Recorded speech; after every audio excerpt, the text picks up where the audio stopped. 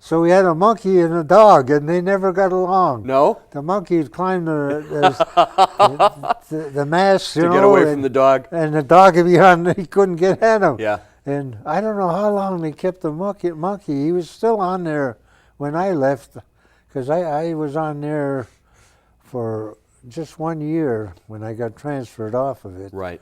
And So you're on board the Minesweeper, you leave San Francisco, and you make your way to the Philippines. yeah, And then from the Philippines, you end up where? the Okinawa. Okinawa. But before we got there, we were in Inuitak and the different islands, and from there we went to the Philippines, and we swept the day before MacArthur returned to Leyte. We swept the mines off of Leyte Bay in a typhoon, and that night we were out with the mines floating around on the surface, and we couldn't see them, and we didn't hit any because we couldn't explode the mines because of the typhoon. In other words, when we swept the mines, they floated. But the next day we had our LCIs, and they exploded the mines. So what are the steps required to get rid of the mines? What would the they have vessel to do? shoot them horns.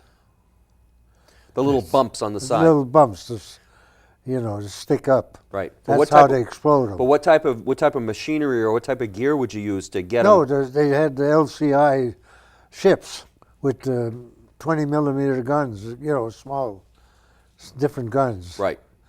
No, and we had LCIs to explode them, because when we swept them, they just float to the surface. Right. So they were semi-submerged. Yeah. So you couldn't see them. Well, no, when they popped up, they'd be fully round. Right. With But how did you get them from semi-submerged to the surface? What type of we gear? had cutters. Uh-huh. We had a sled that went out on a line, and it held the line out there, and on the line was steel cable was cutters. Mm-hmm. And when you hit a cable, those cutters would cut, and And that would bring the mine to the surface. And the mine would pop to the surface. Right. Once the anchor was cut. And how many mines did you bring to the surface during that storm? During that storm, I have no idea. The only time I remember the mines was off of Okinawa. And with our first sweep, we swept 22 mines. 22. 22.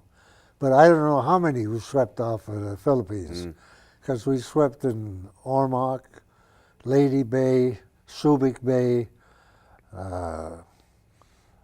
Ormoc, and Mindanao, and a couple other places in the Philippines. We swept all over. And we swept Subic Bay with a magnetic sweep, but we never run into any magnetic mines all the time. We thought maybe they had them, but they didn't. And we swept there until it was secure. Then we went back to Inuitak and to, I can't think of the place, and we had recreation. We went ashore, had recreation. We'd go ashore and they'd assign, you have a beer a person. That's one beer per man. Right. You never could get extra. But on the Minesweeper, we were smart. I was chief. I could get the skipper to sign, and we could buy a case of beer over there, at the beach. Right. So in other words, instead of a can of beer, the guys could have 2 cans. Right. You know what I mean? Have a good time. Have a good time, because it was rations. You know what I mean? They didn't want the people to go over and drink, and but they had nothing against a can of beer now and then. Sure. Yeah. And when Roosevelt died, we celebrated on the Minesweeper. They broke out the beer. Right. We had it at our meal. Right. To celebrate, Yeah, in honor of his passing. In honor, Yeah.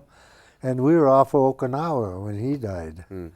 And we swept for the invasion, for the landings on Okinawa, and we stayed there all during the heavy kamikaze attacks on the fleet. but they didn't hit us. We No. were along the shore They more. came close to you, though. They came close, but Yeah.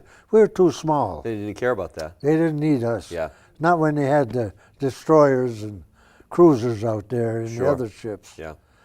But we were off of Okinawa when Ernie Pyle got killed. The famous correspondent. He got killed on Okinawa. Mm.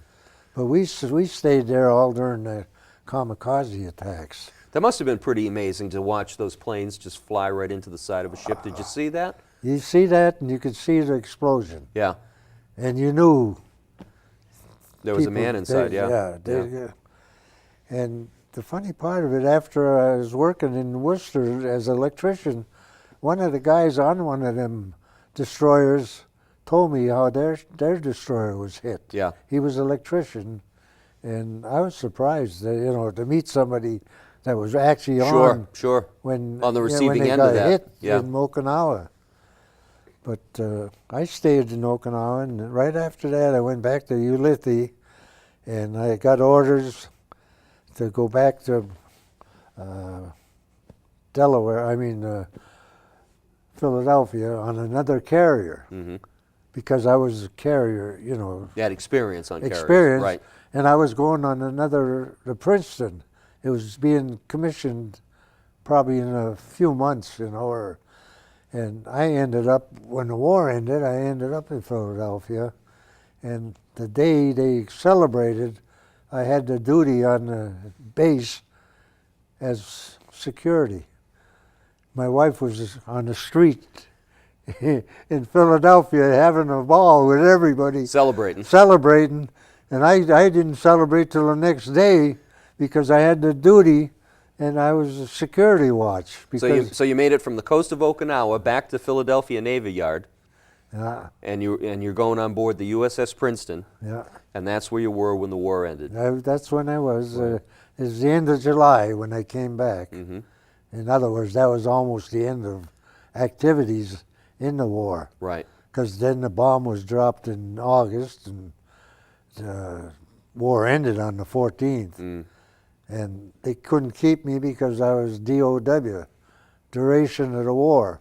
That was my enlistment, because I extended my 4 years to 6. Right. And then after that, I stayed for DOW, duration, Mm. because I figured that was it. I wouldn't stay in. Right. So after the Japanese surrendered, how many days did you stay in the Navy? How long after that? 15, 15 days. yeah. And then you were out. I was out. I was back in Worcester, and I went to work the next week, believe it or not. Really? I went as an electrician in construction the next week. I only took a week, and I went back. So I you were went to work. fortunate. You had a job ready to go. Yeah, I had a job. I couldn't believe it. The family's in Worcester, and you settled in Worcester. Yeah, I settled because my wife's family was here. Right. So how did you make that journey from the big city of Worcester to Grafton? Well, that happened when we were going to Florida every winter, and my daughter had to go to Holden in case anything happened to our house. They had to go there if we had a flood or anything breakdown. They had to go to Worcester, and that was 18 miles. So they says, "Dad, get rid of the house. Come to South Grafton. We got a place for you." So your daughters were living in Grafton. My daughter right? owned the property. Sure. And she got us into the mansion, and then from the mansion into the little carriage house in the back. Right. And how long have you been living in Grafton? It'll be 21 years. 21 years. We came in 1989. 1989. That'd be 21, right? Mm-hmm. And that's as long as I lived in Michigan. Right. And I have the Blue Ghost Cruise in 1989. My wife went with me to the Naval Air Base in Florida, Mm-hmm. Pensacola, Right. and we went out on the Lex for a day with former shipmates and their families for a full day in the Gulf of Mexico. Right. We had breakfast and lunch aboard the ship, and I couldn't take her to where I slept on the ship because that was quarters for the women, Uh-huh. because there was no women on when I was on. Sure.